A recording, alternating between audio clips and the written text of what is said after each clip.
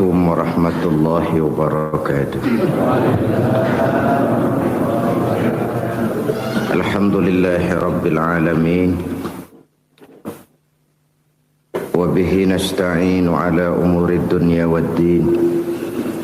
Salatu wassalamu ala asyrafil anbiya wal mursalin Sayyidina wa maulana Muhammadin wa ala alihi wa sahbihi ajma'in, amma ba'du.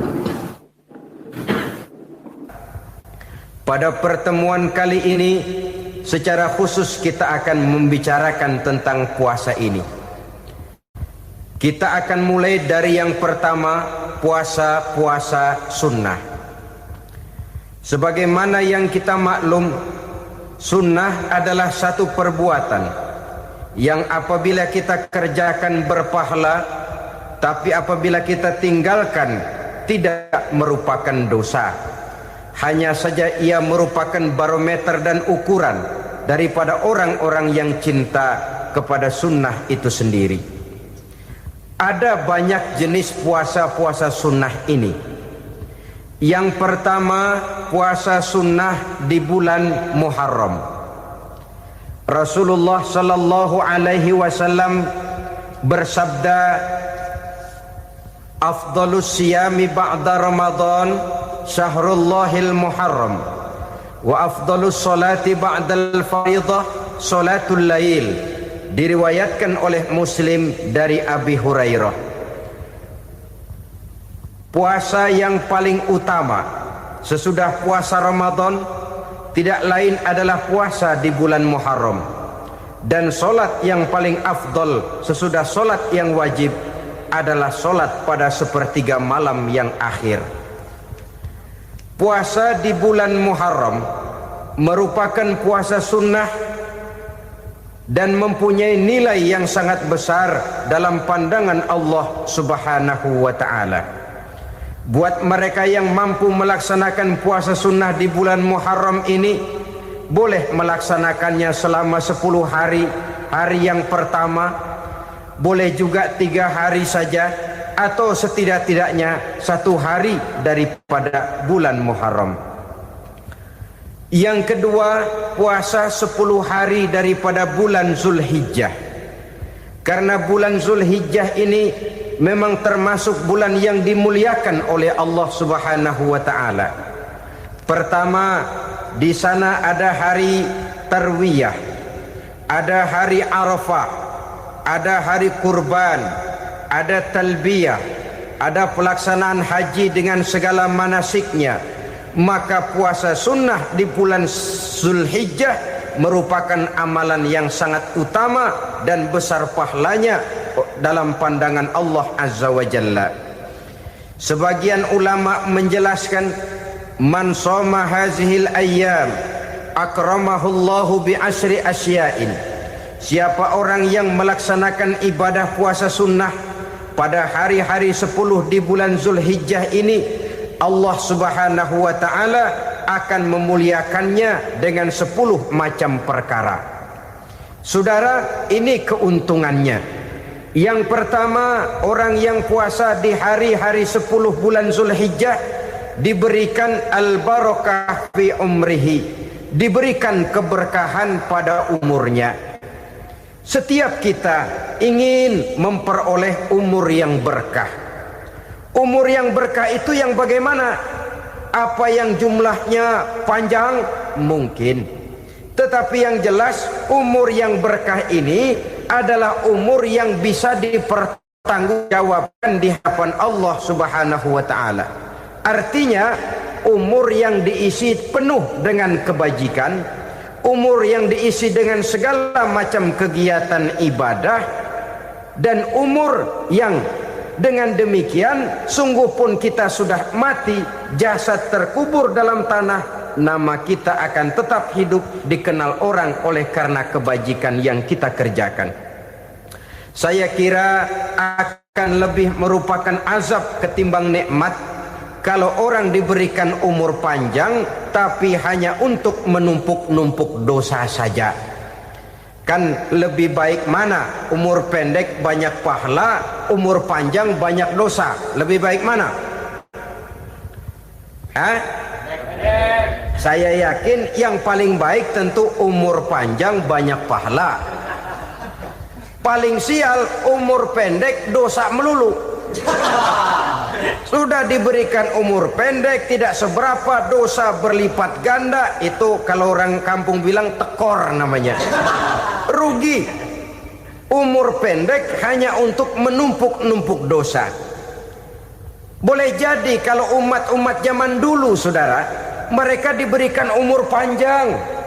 Nabi Adam, kita tahu Nabi Adam itu 2000 tahun umurnya. Nabi Nuh 950 tahun. Umatnya ya rata-rata segitu itu. Nah, kalau mereka misalnya punya umur 800 tahun, lalu 200 tahun mereka melakukan dosa, kan masih punya restan 600 tahun untuk taubat. Karena umurnya diberikan jatah panjang. Kita ini oleh Allah Subhanahu wa taala, umat Nabi Muhammad ini umurnya pendek-pendek. Kalau nyontoh Nabi 63 tahun saja. Kalau diberikan 70 tahun umur kita sekarang, itu sudah dapat jatah lebih 7 tahun. Alhamdulillah bahwa Allah memberikan saat-saat, waktu-waktu, tempat-tempat yang punya nilai istimewa, sehingga umur yang pendek ini bisa bernilai panjang, nilai ibadahnya bisa bernilai pahala seperti umat yang berumur panjang dahulu itu. Karena itu manfaatkan umur dengan baik, dan salah satu keberkahan daripada umur akan datang dengan melaksanakan ibadah puasa sunnah. Ini yang pertama. Yang kedua, az-ziyadatu fi malihi, berikan tambahan hartanya, menjadi orang kaya. Kaya apa? Kaya hati setidak-tidaknya. Karena dengan tekun dan rajin melaksanakan ibadah puasa, yang segera tertanam dalam jiwa seseorang merasakan cukup di dalam kehidupan. Itulah dia orang yang paling kaya, orang yang hidupnya paling cukup. Kalau orang sudah merasa cukup dalam hidupnya, maka itulah dia orang yang kaya. Saudara-saudara kaum muslimin rahimakumullah, puasa sunnah memberikan tambahan harta, usahanya berkembang, dengan demikian membawa keberkahan, hartanya makin bertambah, akan menunjang ibadahnya kepada Allah, lebih memantapkan dan membawa ketenangan dalam hidupnya. Itu termasuk berkahnya melaksanakan puasa sunnah itu. Yang ketiga, al-hifzu fi iyalihi, diberikan penjagaan, perlindungan terhadap keluarganya, anaknya sehat, sanak famili dan handai tolannya terjaga dan terpelihara dari segala malapetaka, dari segala mara bahaya, kesehatannya terjamin dan terpelihara. Itu sudah merupakan modal yang sangat besar di dalam kita mengarungi kehidupan.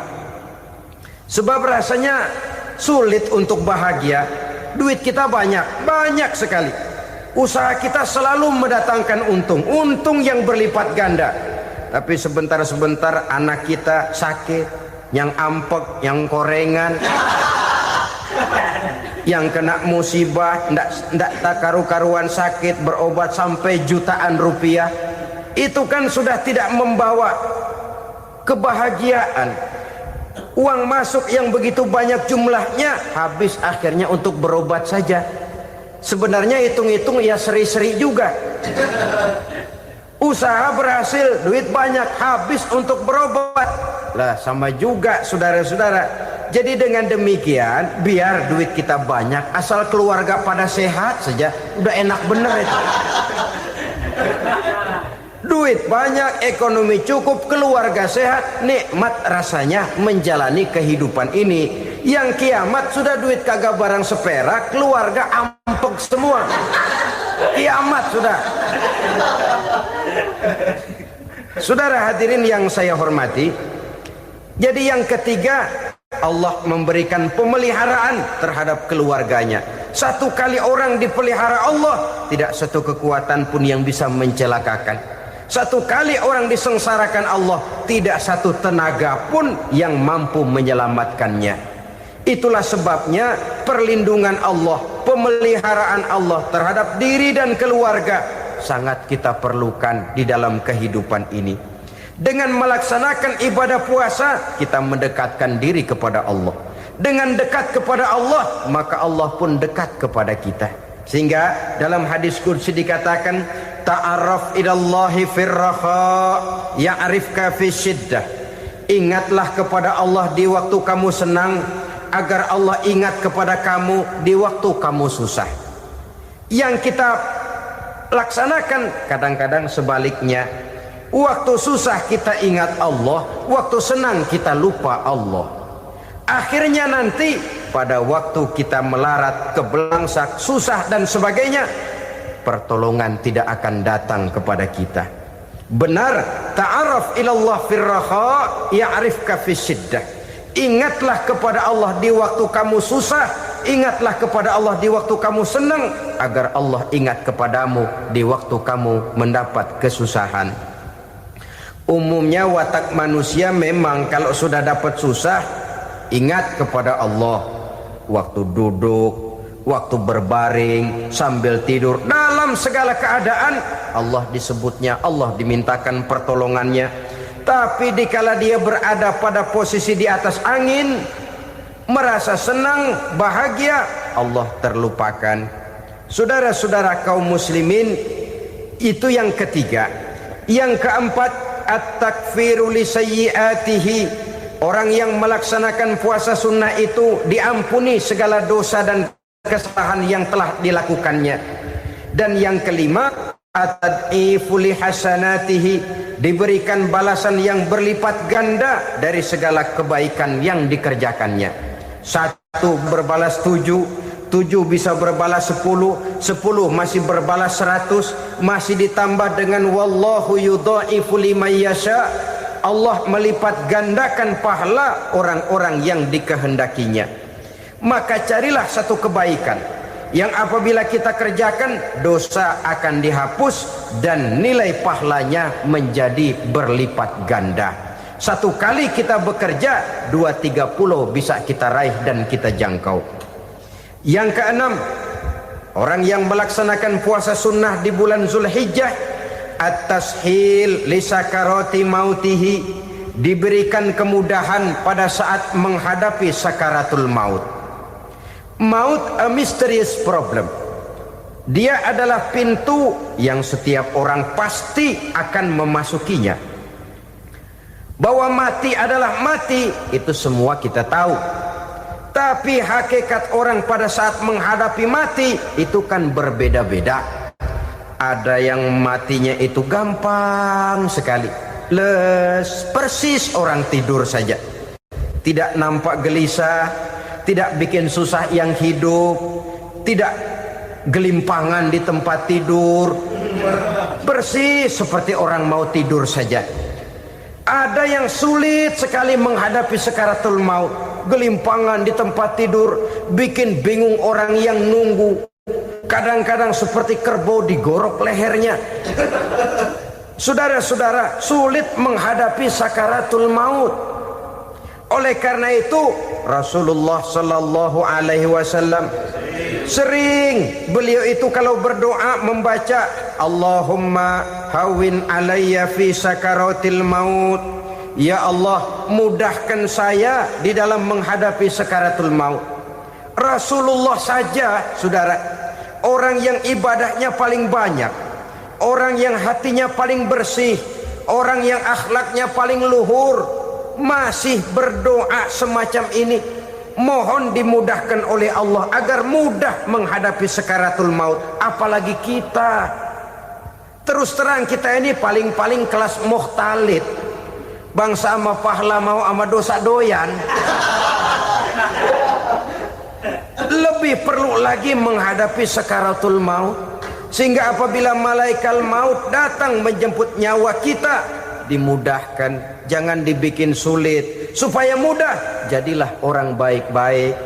Biasanya kalau banyak yang mati, malaikat maut juga kali main-mainin dulu tuh orang, utak-atik, ditakut-takutin dan segala macam. Saudara hadirin yang saya hormati, maka menghadapi sakaratul maut ini merupakan kunci, apakah seseorang bisa husnul khatimah atau bisa su'ul khatimah. Salah satu jalan untuk memudahkan diri menghadapi sakaratul maut, melaksanakan puasa sunnah di bulan Zulhijjah ini. Yang ketujuh, ad-diya'u li zulumati qabrihi, diberikan terang di alam kuburnya. Kubur, saudara tahu, saudara tentu sering lihat orang dimasukkan ke liang lahat, ditutup dengan papan, dinding ari kata kita di kampung, lalu diuruk lagi dengan tanah.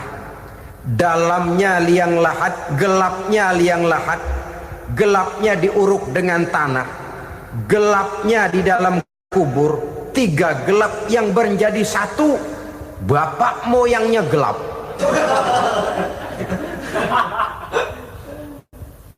Puasa sunnah ini merupakan terang di alam kubur kita nanti. Yang kedelapan, at-tasqil limizanihi, diberikan keringanan pada timbangan di hari akhirat nanti. Bahwa setelah dibangkitkan dari kubur, setiap kita akan menghadapi perhitungan, akan ditimbang segala macam kebaikan dan segala macam kejahatan yang pernah kita lakukan di dalam kehidupan. Orang yang melaksanakan ibadah puasa sunnah, at-tasqilu limizanihi, diberikan keringanan timbangan hari akhiratnya nanti. Yang kesembilan, an-najah minal bala, diberikan keselamatan dari segala macam bencana. Dan yang ke-10, as-su'ud ala darajatihi, diberikan ketinggian, naik derajatnya, derajat di dunia, lebih-lebih lagi derajat di akhirat nanti. Ini keutamaan yang diberikan Allah Subhanahu wa ta'ala kepada mereka yang melaksanakan ibadah puasa 10 hari di bulan Zulhijjah menurut penjelasan sebagian dari para ulama kita. Jadi setelah puasa Muharram ada lagi puasa Zulhijjah. Kemudian puasa sunnah yang ketiga, puasa sunnah pada hari Senin dan hari Kamis. Apa sumber hukumnya?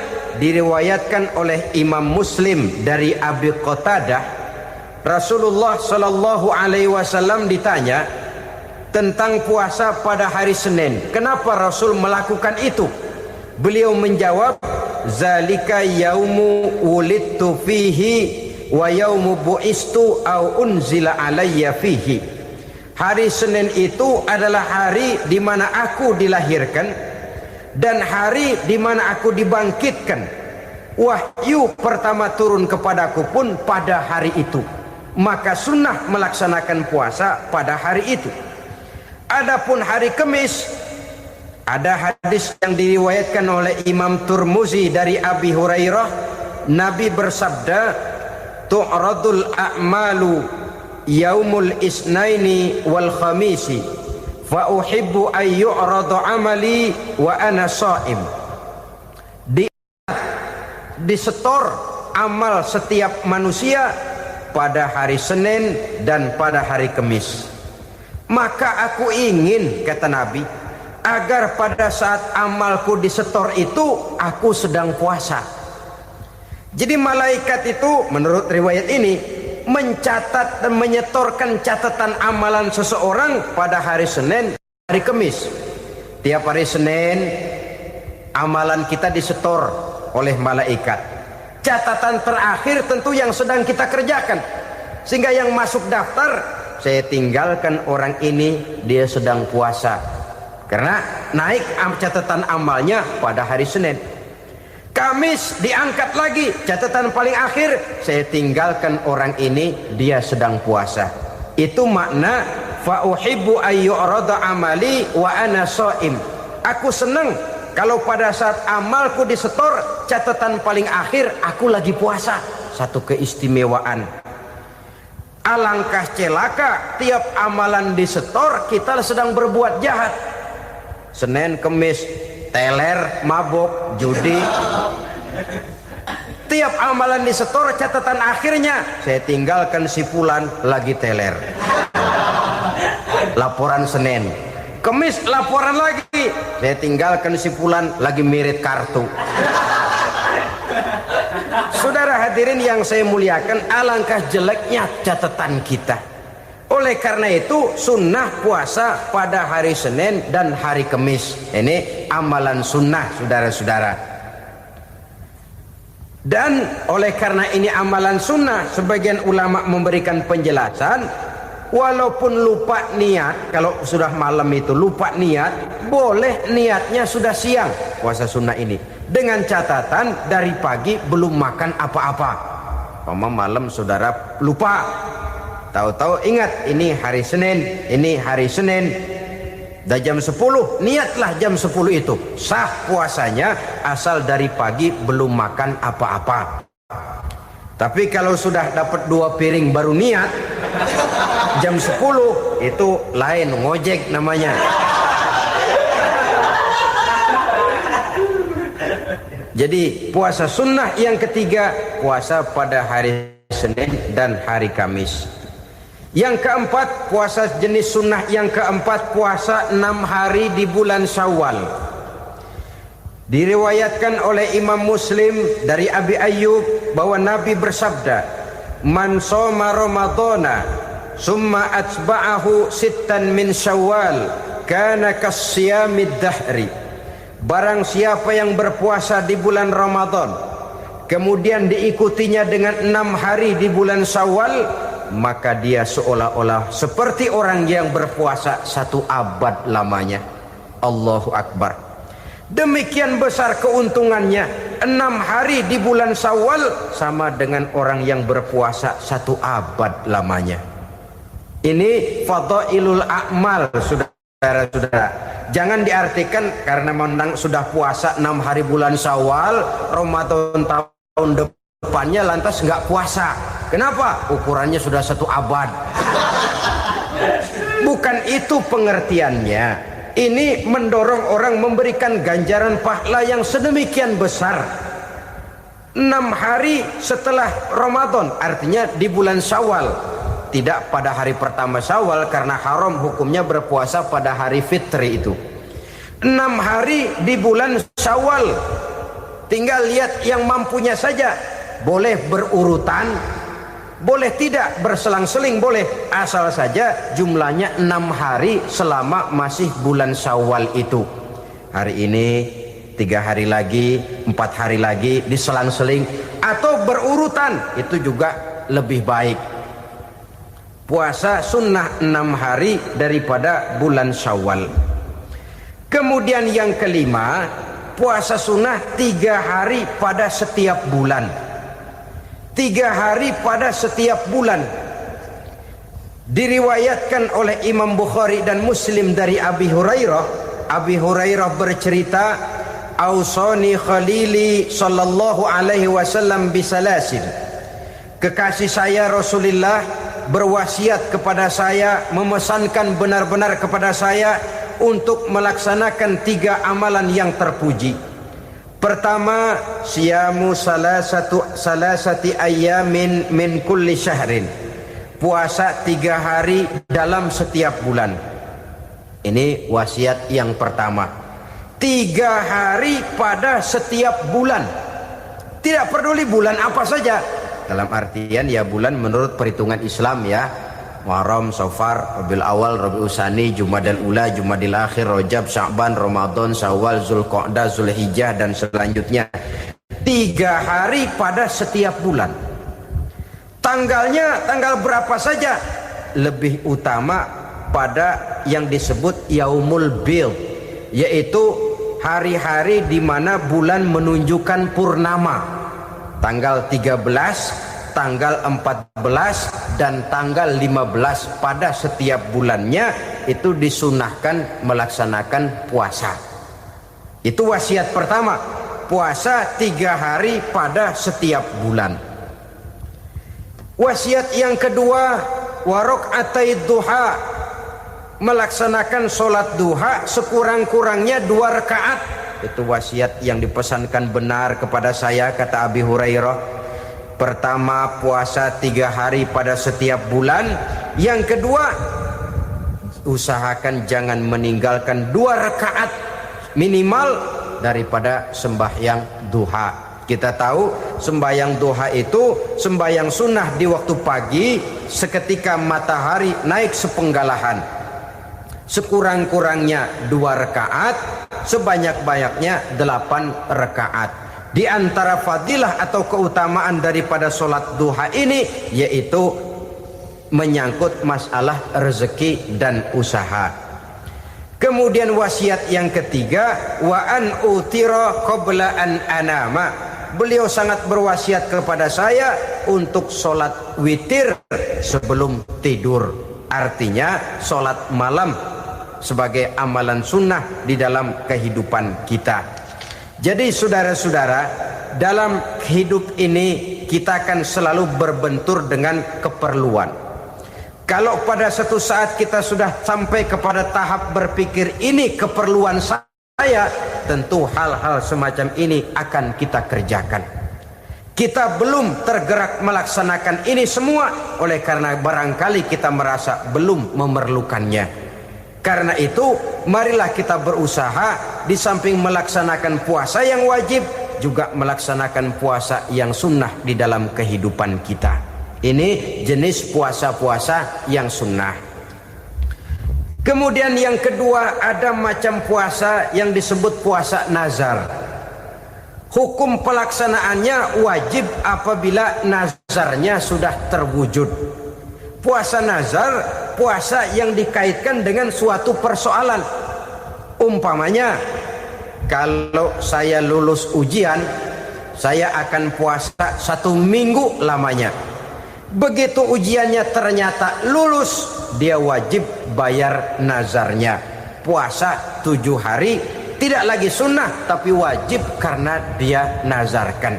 Asal saja tidak sah nazar kepada yang makruh apalagi kepada yang haram. Umpamanya nazar kalau tembus 6 nomor mau puasa 3 hari. Itu nazar semacam itu bukan saja tidak sah tapi haram hukumnya.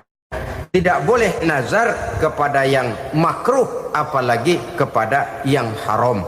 Jadi apabila maksud yang sudah kita niatkan tercapai, wajiblah nazar itu dibayar, yaitu kalau nazarnya sunnah melaksanakan ibadah puasa.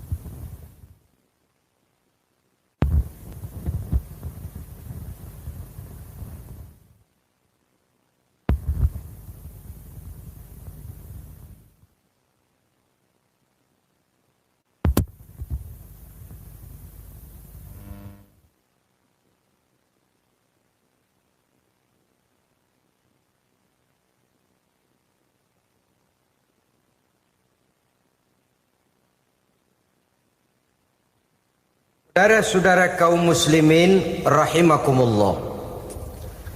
Jenis puasa yang ketiga kita kenal dengan puasa wajib. Dan ini kita laksanakan pada bulan suci Ramadan. Tentang teknis pelaksanaan ibadah puasa di bulan Ramadan sudah pernah saya bicarakan pada pertemuan tentang Ramadan dan Idul Fitri. Pada kesempatan ini saya hanya ingin mengajak bahwa di dalam melaksanakan ibadah puasa Ramadan ini marilah kita mengadakan evaluasi. Kenapa demikian?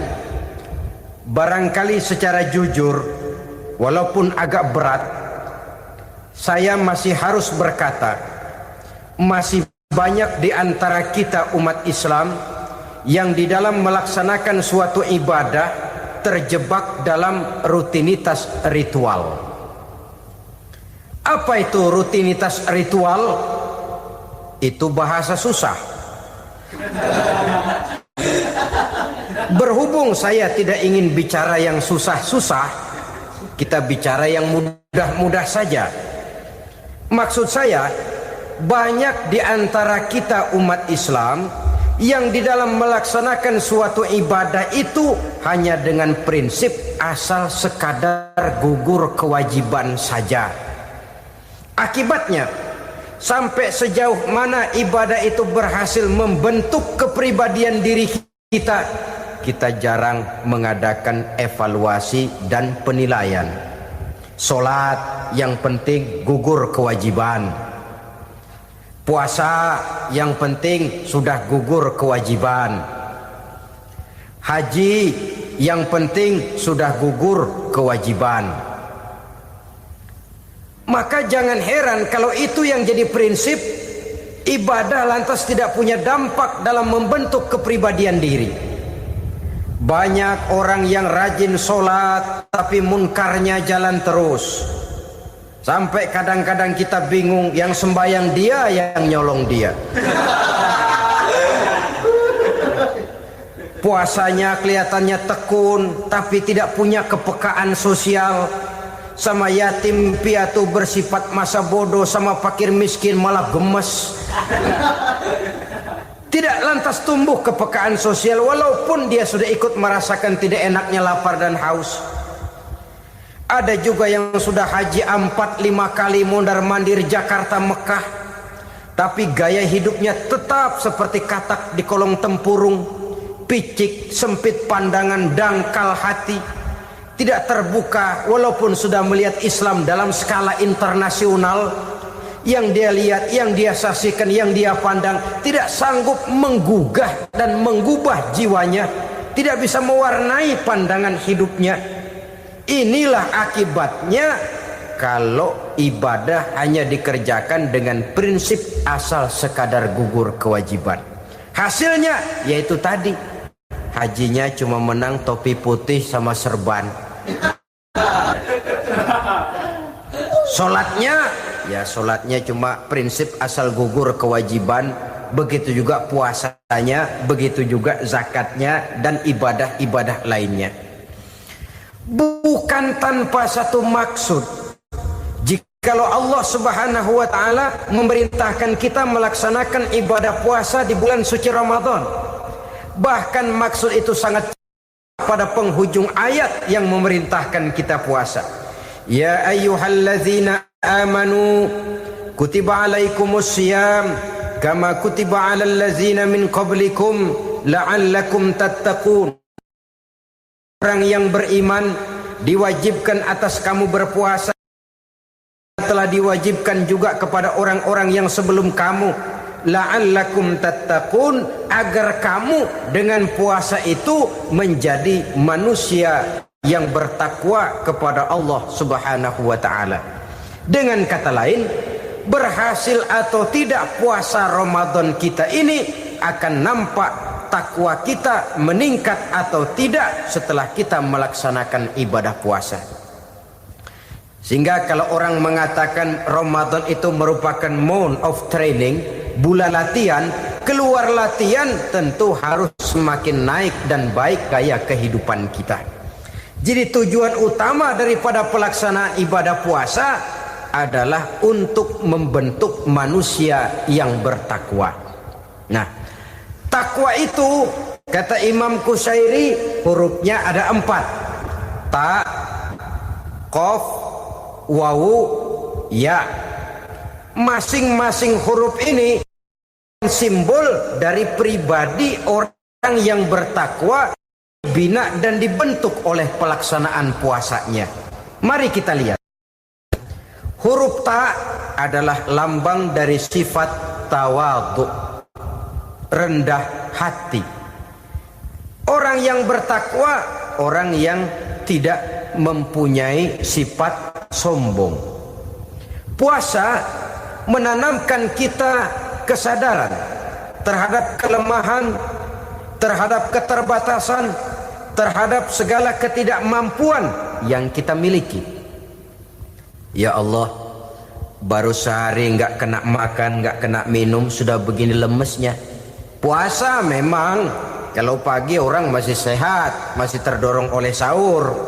Siang masih lumayan, tapi zuhur ke atas biasanya mulai sikap lemah manusiawi, keterbatasan kekuatan biologis itu mulai nampak. Dari sini tanam satu kesadaran. Kalau begitu apa yang mau disembuhkan di hadapan Allah? Kaya, siapa sih orang paling kaya? Ilmu, siapa sih orang paling pintar? Pangkat, siapa sih orang paling tinggi jabatannya? Dari sifat semacam ini lahir introspeksi, rasa mawas diri, timbul sifat tawaduknya, rendah hatinya, tidak melonjak menjadi angku dan sombong lantaran sedikit kemampuan dan kekuatan yang dimilikinya. Lalu untuk sikap yang lebih jauh, terwujudlah, terbentuklah apa yang dinamakan stabilitas temperatur batin. Orang tetap konstan menjaga nilai-nilai idealisme yang pernah dimilikinya. Dia mulai dengan adil, dia berjalan tetap dengan keadilan, dan dia berakhir juga tetap dalam keadilan. Jangan mulainya adil, tengahnya setengah adil, di akhirnya malah zolim sama sekali. Ini tidak punya stabilitas temperatur batin. Kan banyak orang begitu toh. Mulanya benar, belakangan mau benar sendiri. Mulanya sudah rela berkorban buat kepentingan orang banyak, belakangan malah selalu mengorbankan kepentingan orang banyak. Waktu di bawah rajin baca ayat kursi, dapat kursi lupa ayat. Stabilitas temperatur batin, tertipu oleh perasaan seolah-olah situasi dan kondisi sudah serba memungkinkan, sudah serba menguntungkan. Orang yang dibentuk pribadinya oleh pelaksanaan ibadah puasa, dia sadar apapun keberhasilannya, apapun kedudukannya, apapun nilai kekayaannya, itu cuma sebagian kecil sekali dari apa yang ada pada zat Allah Subhanahu wa ta'ala.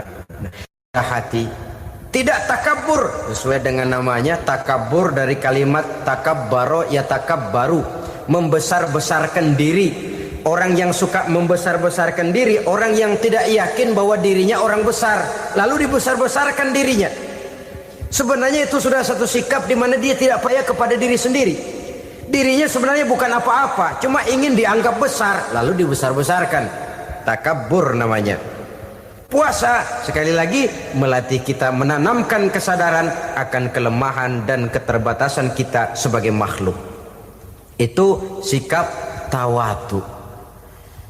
Fir'aun, saudara tahu Fir'aun, lama-lama dia jadi raja, lupa diri dan lupa daratan, melonjak menjadi angku dan sombong sampai kepada puncak kekurang ajarannya, memproklamirkan dirinya menjadi Tuhan.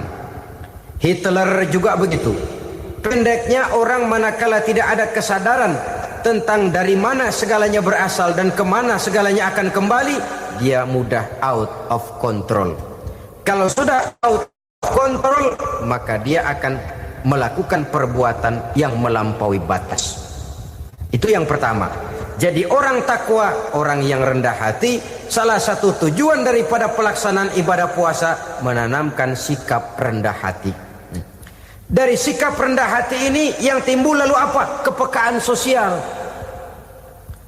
Kalau saya puasa, saya sudah merasakan bagaimana tidak enaknya lapar. Saya sudah merasakan bagaimana tidak enaknya haus. Tapi bagaimanapun, saya lapar cuma sebentar, saya haus cuma sebentar. Selesai maghrib, lapar saya hilang, haus saya hilang. Bagaimana yatim piatu, orang-orang tua jompo yang perlu santunan, orang-orang miskin yang terkapar di kolong-kolong jembatan, yang tiap hari merasakan perasaan seperti ini, tanpa tahu kapan hidup dan nasibnya akan berubah. Tidur beratapkan langit, berselimut koran. Kalau demikian, saya ini beruntung. Kalau demikian, apa yang bisa saya lakukan untuk mereka? Kepekaan sosial ini lalu timbul dalam apa yang orang sekarang namakan solidaritas kesetiakawanan sosial. Hidup tidak hanya untuk kepentingan diri dan perutnya sendiri saja, tapi mau menolong, mau membantu orang yang memang memerlukan bantuan dan pertolongan itu sendiri. Jangan setelah tahu lapar tidak enak, haus tidak enak, tapi kita tidak mau tenggang rasa, tidak mau timbang rasa. Begini loh tidak enaknya lapar, begini loh tidak enaknya haus. Ini terjadi pada diri saya. Saya masih mampu, masih berbuka puasa. Bagaimana yang tiap hari merasakan seperti ini? Tidak Ramadan, tidak Syawal, tidak Zulqa'dah, tidak Zulhijjah, selalu kelaparan dan kehausan. Dari sana timbul kepekaan sosial. Lalu lahirlah sikap pemurah, dermawan, mau menoleh ke kiri dan ke kanan. Bahkan Al-Quran itu sampai mengancam betul. Ara'aita allazi yukadzibu bid-din fadzalika allazi yad'ul yatim wa la mendustakan agama. Islam mendustakan Islam. Solat dia tapi mendustakan solat. Puasa dia tapi mendustakan puasa. Siapa mereka itu? Fadzalika allazi yad'ul yatim. Merekalah orang-orang yang meninggalkan anak-anak yatim. Wa la yahuddu ala ta'amil miskin, dan tidak pernah memberi pertolongan, tidak memerintahkan memberi makan kepada fakir miskin, walaupun dia berada pada posisi dan kondisi yang memang dia mampu. Nah, kalau dia tidak mampu itu lain soal. Dia mampu, dia tahu, dan dia diam saja. Itu termasuk yukadzibu biddin, orang-orang yang mendustakan agama. Berlindung kita kepada Allah, jangan sampai termasuk ke dalam kelompok itu. Yang kedua saudara, huruf takwa itu qaf. Qaf adalah lambang dari sifat qanaah. Qanaah artinya merasa cukup. Puasa melatih kita untuk bersikap cukup dalam hidup. Kalau kita perturutkan menjelang saat berbuka, menunggu waktu berbuka, istilah orang di Jawa Barat ngabuburit katanya. Kita menunggu saat berbuka, segalanya saja ingin kita beli, segalanya saja ingin kita minum, semuanya saja ingin kita makan. Sebab nafsu sudah begitu berupa, perut sudah sedemikian lapar, kerongkong sudah sedemikian haus, rasanya semuanya saja ingin kita telan. Tapi tahukah kita bahwa setelah maghrib berbunyi, berapa banyak yang kita makan, berapa banyak yang kita minum? Sesuaikah dengan keinginan kita tadi siang? Tadi siang semuanya ingin kita makan, tadi siang semuanya ingin kita minum. Setelah berbuka, berapa banyak yang kita makan, berapa banyak yang kita minum? Itulah kehidupan. Segalanya ingin kita kuasai, segalanya ingin kita punyai, tapi berapa sih yang benar-benar kita perlukan? Maka orang kaya adalah orang yang hidupnya cukup. Orang miskin hakikat yang selalu merasa kurang. Bagaimanapun besar rumah, banyak uang kita, berpuluh kendaraan kita, kalau hidup selalu merasa kurang, itu artinya kita masih miskin.